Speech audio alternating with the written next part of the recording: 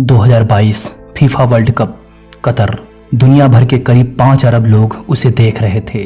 धरती का हर दूसरा इंसान टीवी, मोबाइल या बड़े स्क्रीन पर फुटबॉल का जादू देख रहा था। लेकिन उसी समय भारत में करोड़ों लोग अभी भी क्रिकेट की चर्चा कर रहे थे, आईपीएल की हाइलाइट्स देख रहे थे और अगले T20 मैच की तारीखें गिन रहे थे। ये सच थोड़ा चौंकाने वाला है। जब पूरी दुनिया फुटबॉल के जादू में डूबी है तो भारत जैसा बड़ा और युवा देश क्यों क्रिकेट में ही खोया रहता है? क्या हमारी पसंद सिर्फ खेल तक सीमित है या इसके पीछे कोई गहरी कहानी, इतिहास, राजनीति, मीडिया और भावनाओं का मेल है? असल में भारत और क्रिकेट का रिश्ता इतिहास से जुड़ा है। जब अंग्रेज यहाँ आए तो उनके साथ क्रिकेट भी आया। 18वीं सदी में बॉम्बे में ब्रिटिश अफसर क्रिकेट खेलते थे और धीरे धीरे भारतीय अमीर वर्ग भी इसे खेलने लगा। पारसी समुदाय ने सबसे पहले अंग्रेजों के साथ क्रिकेट खेलना शुरू किया। ये खेल शुरू से ही शहरी एलीट और राजा महाराजाओं से जुड़ गया, साथ ही अंग्रेजों के साथ मेलजोल बढ़ाने और उनके समाज में इज्जत कमाने का जरिया बन गया। इसके ठीक उलट फुटबॉल ब्रिटिश सैनिकों और मजदूरों के बीच लोकप्रिय था, यानी क्रिकेट बन गया अंग्रेजों के साथ खेलने का खेल और फुटबॉल बन गया अंग्रेजों के लिए खेलने का खेल। यही फर्क धीरे धीरे भारतीय मानसिकता में बैठ गया। आजादी के बाद भी क्रिकेट की चमक बढ़ती गई। 1950 और 60 के दशक में भारत फुटबॉल में अच्छा कर रहा था। एशियन गेम्स में गोल्ड जीता, ओलंपिक्स तक पहुंचा, पर सरकार और मीडिया ने उस समय फुटबॉल को उतना सपोर्ट नहीं किया। क्रिकेट, जो पहले से एलिट वर्ग का खेल था, धीरे धीरे पूरे देश की पहचान बनने लगा। और फिर आया 1983 का वर्ल्ड कप। कपिल देव की कप्तानी में भारत ने क्रिकेट वर्ल्ड कप जीता और पूरी दुनिया चौंक गई। उस दौर में भारत आर्थिक और राजनीतिक रूप से कमजोर था, लेकिन ये जीत लोगों के लिए चमत्कार से कम नहीं थी। यही वो पल था जब क्रिकेट सिर्फ खेल नहीं बल्कि राष्ट्रीय गर्व का प्रतीक बन गया।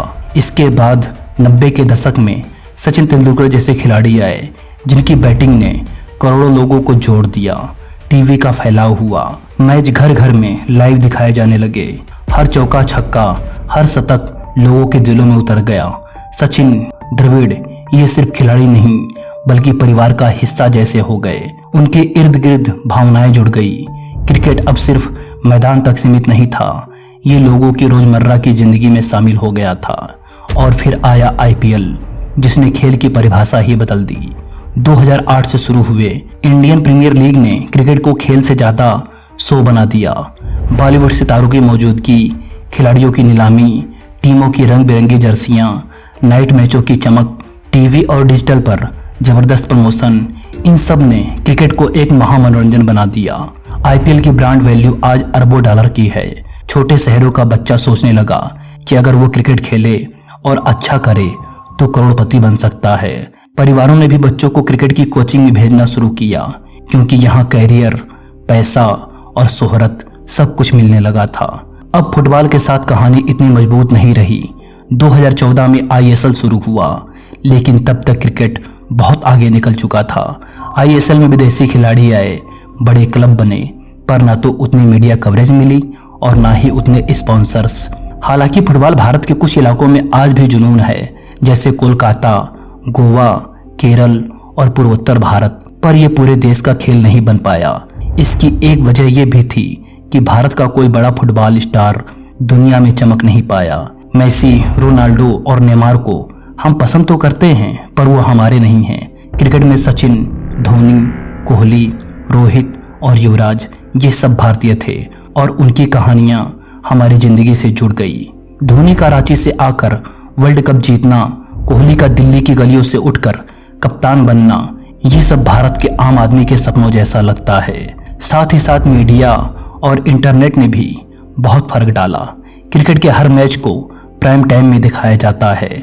आज टीवी चैनल, अखबार, सोशल मीडिया सब क्रिकेट पर ही फोकस रखते हैं, जबकि फुटबॉल के बड़े मैच यूरोप के टाइम जोन में रात देर में होते हैं, जब भारत में लोग सो रहे होते हैं। नतीजा ये हुआ कि फुटबॉल को कभी उतनी विजिबिलिटी नहीं मिली। लोग वही खेल देखते हैं जिसे बार बार दिखाया जाता है। यहाँ राजनीति और संस्थागत समर्थन की भी बात करनी होगी। क्रिकेट बोर्ड यानी बीसीसीआई दुनिया का सबसे ताकतवर और अमीर खेल संगठन है।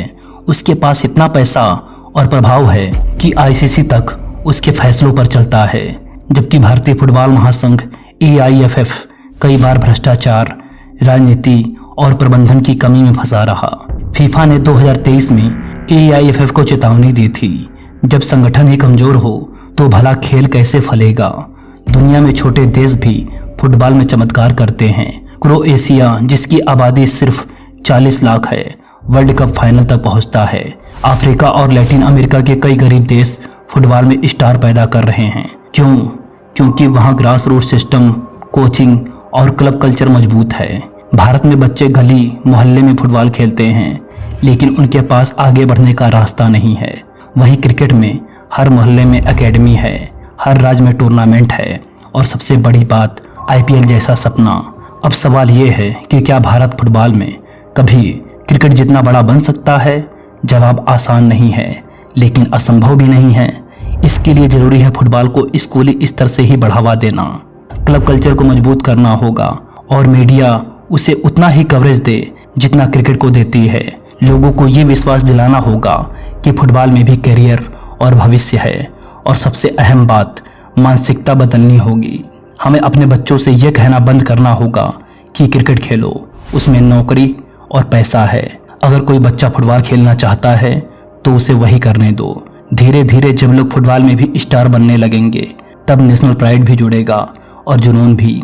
अभी हालत ये है कि दुनिया फुटबॉल की बात करती है और भारत क्रिकेट में डूबा रहता है। पर अगर सही दिशा में कदम बढ़ाएं तो एक दिन ये संतुलन बदल सकता है। शायद उस दिन भारत भी वर्ल्ड कप के मंच पर खड़ा हो और करोड़ों लोग टीवी पर सिर्फ क्रिकेट नहीं बल्कि फुटबॉल के लिए भी उतना ही जुनून दिखाएं और भारत फुटबॉल में भी अपना नाम गर्व से बना पाए। लेकिन इसके लिए हमें अभी से शुरुआत करनी होगी, वरना आने वाले सालों में भी दुनिया फुटबॉल खेलेगी और हम फिर से सिर्फ IPL की शामों में खोए रहेंगे।